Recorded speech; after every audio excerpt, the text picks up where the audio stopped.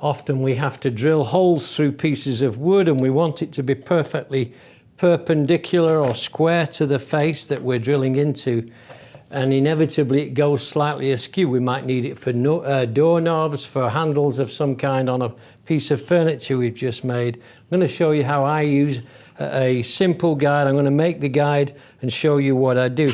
What I did here is I took a piece of wood, a stick of wood, and I squared the two edges. I kept this parallel and square, cut it in two and brought the two faces together. I'm going to mark this just so I know which faces are going together. Take one, set it aside. It depends on which hole size you want in there, but you could put multiple hole sizes in. I'm just going to take a knife with the square, make a mark, and whatever size you want, just take a rule. If you want a 2 mil, 3 mil, 4 mil hole, I'm going to go for a 3 millimeter hole.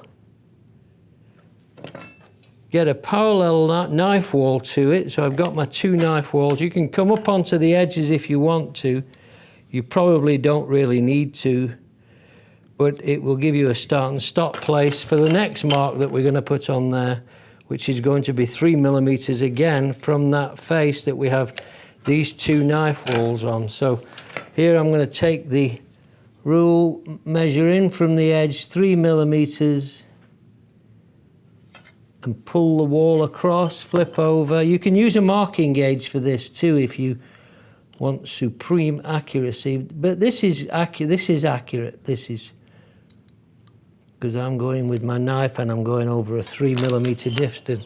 Once you've got that, just take a chisel, give yourself a little step down on both sides just to drop your saw into, like that. Small dovetail saw, rub up against your knife wall and down to that 3 millimeter line. Same on the opposite side.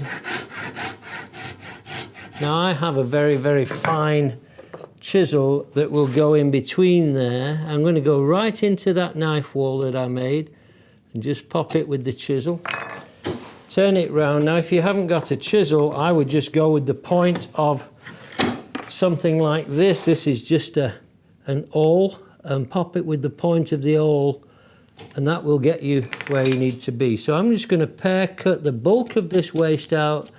I'm not fussed about going to depth because the walls are weakened by the saw kerf. So when I put this back together, I get my X, make the X, the mark. Now, as I say, I could do a 5 millimeter, 10 millimeter. I can do a series of bits. What I'm going to do is just clamp this in the vise like this. Put some glue on it and then clamp it in the vise, I mean.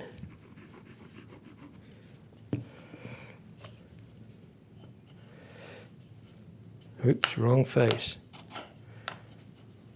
There we go. That's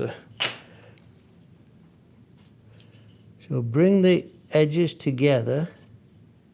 Keep them as close as you can so you don't have to do any cleanup afterwards. I'll have to clean off a little bit of glue there later, but and then clamp it in the vise. Get it as low in as you can, even pressure. So I've got my piece of wood with the hole centered on the vise close to, and then I just take the bit that I want to drill the hole with, which is a 3 millimeter bit, and I just send that into the hole. Keep it loose, don't try and force anything, let it pull itself through. There I am, I'm through. And that will remain in the vise till the glue's gone off, 20 minutes, 30 minutes, something like that. And then I can use that as a guide, so I'll catch up with that in a little bit.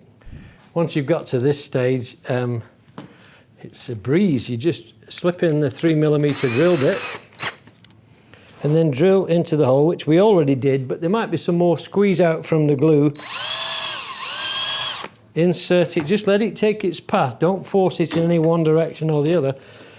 And there we have it. That's what we've got. But what I'm going to do is take the bit out just to test the efficacy of what I've got, and then just offer the end of my ruler to it, and I'm dead square. So you can do that in both directions and it'll check you for squareness. So I'm happy that I've got this square.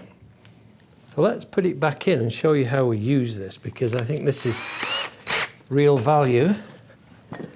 I've been testing stuff out on this block for a while. So what we do is we drop this on. What we usually do is we have a crosshair to work to. So what I'm going to suggest is I'll mark a crosshair on there.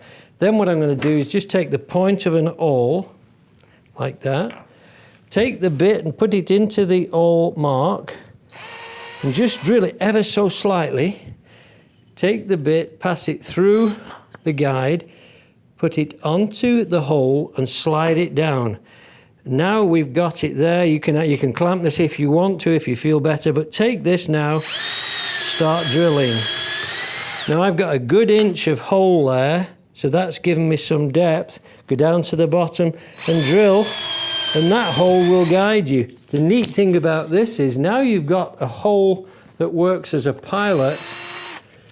You can go with a bigger bit now straight into the same hole and just let the bit float. The whole thing floats and it'll pull itself into the hole and self-center.